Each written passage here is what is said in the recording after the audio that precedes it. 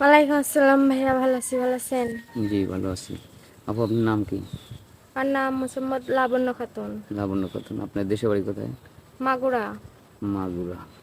আপনার আপনার পরিবারে কে কে আছে? আমি আছি, আমার ছোট ভাই আর আমার মা। আপনার বাবা নেই? না। আপনার বাবা মারা গেছে? জি। কত বছর হয়েছে? এই 2-3 বছর হচ্ছে। 2-3 বছর হচ্ছে। আপনার বাবা অসুস্থ হয়ে মারা গেছে না অ্যাক্সিডেন্টও মারা জি, গেছে? অসুস্থ হয়ে মারা গেছে। এখন আপনার পরিবারটা চালাচ্ছে কি? আমার আম্মু চালায়। আপনার আম্মু কি করে? বাসা বাড়িতে কাজ করে। বাসা বাড়িতে কাজ করে না? আপনি পড়াশোনা করছেন? জি। কত দূর পর্যন্ত? Inter first year. বাহ, সুন্দর। অনেক দূর পর্যন্ত পড়াশোনা করছেন। বাবা মারা যাওয়ার পরে মায়ের যখন মায়ের সংসারের হালটা ধরতে হলো তখন আর আপনার পড়াশোনা জি। হয়নি। হয় নাই। তো আপনার বয়স কত? এই 22 বছর। 22 বছর। 22 বছর মানে বিয়ের উপযুক্তি। 4 বছর জি। ডেমায়া গেছে, মানে 18 বছর হলে মেয়েদের বিয়ে দিতে হয়। তো 22 বছর মানে বিয়ের মানে মানে বিয়ের বয়সটা পেরিয়ে গেছে প্রায়, তাই না? তো যাই হোক, এখন আমাদের এখানে কি বিয়ের জন্য আসছেন? জি ভাইয়া, বিয়ের জন্য আইছি। কেমন পাত্র চাচ্ছেন? কেমন পাত্র? ধরো আমাদের বিয়ে দিতে হলে আমাদের ওইদিকে যৌতুক চাই, ঠিক আছে? এমন পাত্র চাই যে যৌতুক নিব না, বাট আমারই নিব, ঠিক আছে? এমন একটা পাত্র চাই। আপনাদের ওখানে কেমন অ্যামাউন্ট চাই, যৌতুকের কেমন অ্যামাউন্ট চাই? যৌতুক বলতে গয়নাগাটি চাই, অনেক 2-3 লাখ তাহলে টাকা গলার চাই। গলার চেন চাই, জি। মোটরসাইকেল কিনে চাই, মোটরসাইকেল, আইফোন কিনে চাই, সবকিছু। ঘর সাজা চাই, জি। এভারেজে দেখা যায় অনেকগুলি টাকা হয়, যেটা আপনাদের সামর্থ্য নেই, এই তো? এগুলো আমার আচ্ছা। সামর্থ্য নেই দেওয়ার মতো। আচ্ছা, আপনার কোনো ফোন নাম্বার আছে? পার্সোনাল ফোন নাম্বার আমার আছে? কোনো ফোন নাম্বার নাই।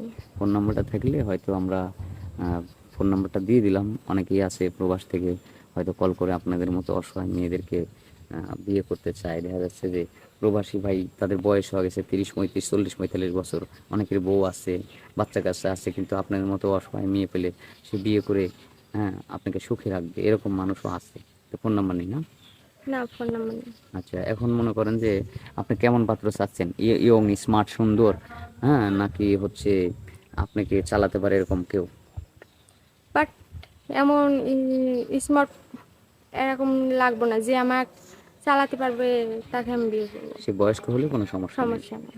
আচ্ছা, হয়তো মনে করেন যে তার আগে বউ ছিল, এখন অসুস্থ, তার হয়তো বাচ্চা কাচ্চা আছে, বউটা হচ্ছে সংসারটা মানে অসুস্থর কারণে হয়তো মানে অনেক কষ্ট, সংসারে কাজকর্ম করা। এমন তো অবস্থায় সমস্যা হয়তো নেই। স্ত্রী সম্মতি আছে, আপনি যদি বিয়ে করতে চায় আপনি বিয়ে করবেন?